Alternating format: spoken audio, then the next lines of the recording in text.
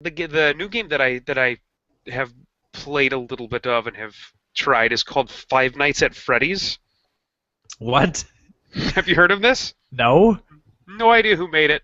I just saw some buzz about it. I don't even remember where I saw the buzz about it. I think I actually saw a a League of Legends streamer that I watch.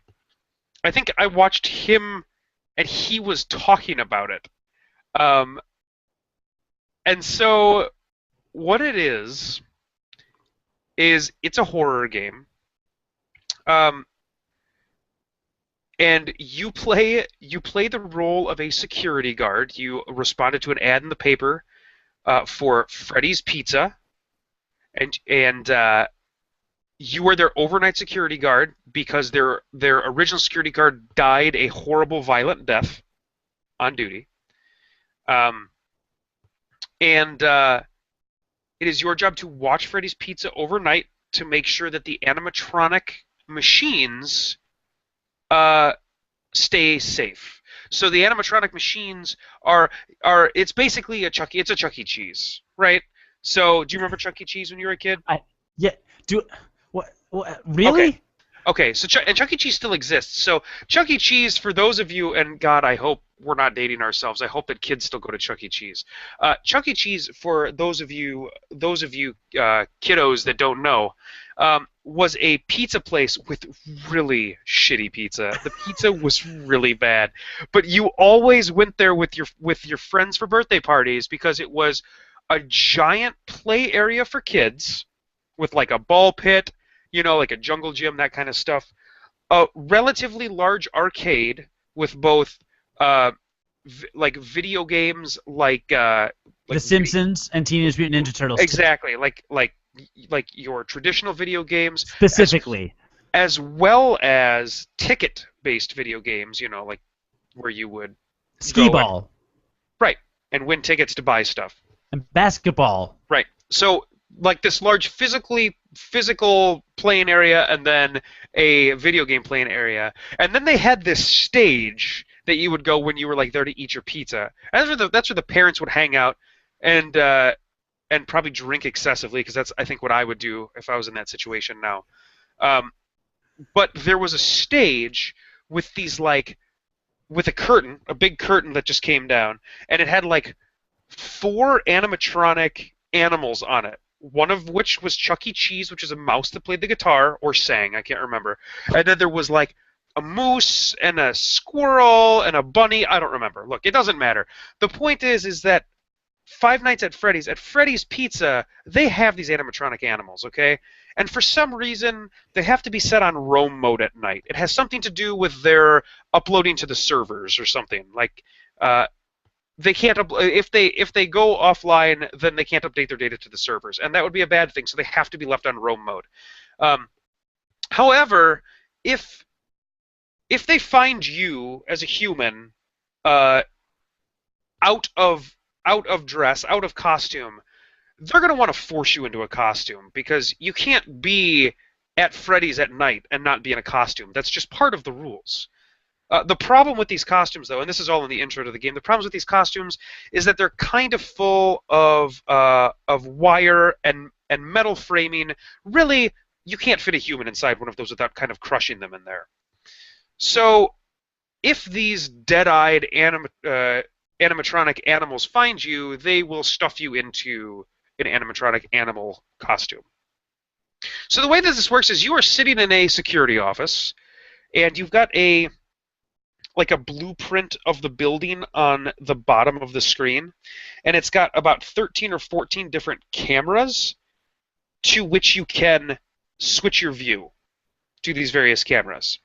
You can also and you do this by holding up an iPad type thing. So you hold up like a tablet, and then that encompasses your entire vision. So all you see is the map, and all you can do on the tablet thing is switch from camera to camera to see what's going on inside of Freddy's Pizza. And the blueprint and the cameras on the blueprint are an exact replica of the building. So you're not moving around at all. You are just controlling which camera you're looking at. That is all you are doing. So the blueprint is an exact replica of the building and where the cameras are placed, and you can see where your office is at. So you can see that there are like cameras that are close to your office, and then there's cameras that are further away from your office. And the object of the game is to there are 3 animatronic characters that are there that are coming to kill you. However, they are frozen if you are looking at them in the camera. So if you are focused on one camera on an animatronic character, or 2 or 3, they're not going to move. However, if you are ever not focused on them, they have the ability to move from room to room. And if they separate, then you have to switch from camera to camera to kind of pin them in place. Okay? It's got this great atmosphere, though, where, all of, like, the lights are super dim, really, like, there's this one camera where there's a spotlight shining from the back, so it gives you this really obnoxious lens flare and gets like an entirely washed out picture, but you can still see down this like long hallway, right? It's very atmospheric. That's kind of the whole point of the game. But then there's also a mode where you can put down the iPad and look and just see your office, and in your office you can turn on a light, which I think does something, and close the door. However, when you close the door, it drains the energy in the building quickly, and you have a very limited amount of energy because Freddy's is not a very rich place, so they don't have a lot of money for electricity. So while you're looking around these cameras, you're also draining the battery. So you basically have to keep the door open to the office in order to have enough energy to continue to look around for the entire night, so you can pin these animatronic characters in place. Now, when you very first start the first night, you get this all in like you get what you're supposed to do in a phone call from like the boss. And the very first thing you do is just put your camera on the 3 animatronic puppets, which are all in the room that is furthest from your office, right? So you do that, and the camera just pans back and forth across them, and nothing's happening. And nothing happens for like an hour or 2 into the night. And then all of the cameras go out.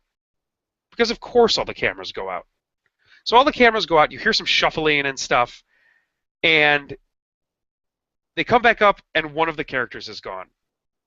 And now keep in mind, when I play horror games, I love horror games, first of all. I love them. I don't play them enough. I genuinely love them.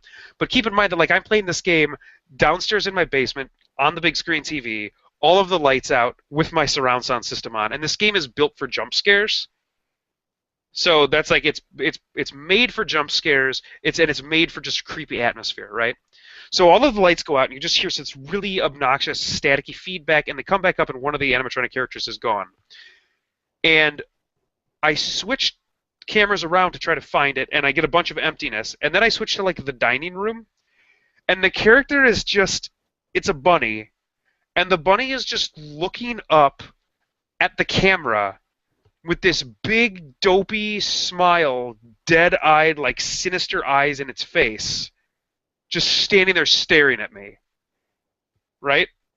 It's fantastic. This sounds horrifying. It is fantastic. It is horrifying. So now I'm like, okay, well, I've got to be watching this thing, but then I need to go back to this other camera because there's 2 other characters I'm currently not watching. So I'm basically flipping back and forth between those 2 cameras now. And eventually, the lights go out again, and they come back up, and now the character is no longer in the dining room, and I switch back to where the hub of the animatronic characters is at, and now, like, the chipmunk is gone too. So now I'm, like, frantically clicking around all of the cameras to try to find where they're at. And there's this one room that's this really long shot of a hallway. And so I switch to that one, and in the background, you just see a silhouette of a figure. Right? And this is the one where the washed out light, like the light is washed out. And so all you see is like the silhouette of the figure because the light is so bright on this particular camera. And I'm like, okay, well, obviously he's here. And it's much closer to my office now where I'm sitting. And then I switch over here, and like in the hallway leading to my office is another character, just like looking up in the corner like this. And it's awesome. right? Like it's creepy as hell. So then I switch back to that other camera again with that long hallway, and now instead of being a figure at the very back of this hallway, it's now directly at the front, and all you see is its face and front part of its body. It basically is taking up the entire frame, so much so that it like is blocking the light, and that it's no longer a washed out camera anymore. Again, super creepy stuff. And then this face comes over the front, and it's like, and you see like these in sinister writing, you see like the words "I'm here" or something like that. And I go to the bottom to put down the iPad, and as I'm putting down the iPad with all of these cameras, it's just a super great jump scare of the chipmunk coming to eat my face, and it's game over. So the object of the game is to, and that was night 1, and I believe I was almost done with night 1. But the object of the game is to survive 5 nights at Freddy's. So that's it. It's super simple. Whoever developed it knows it was simple because it's only $5.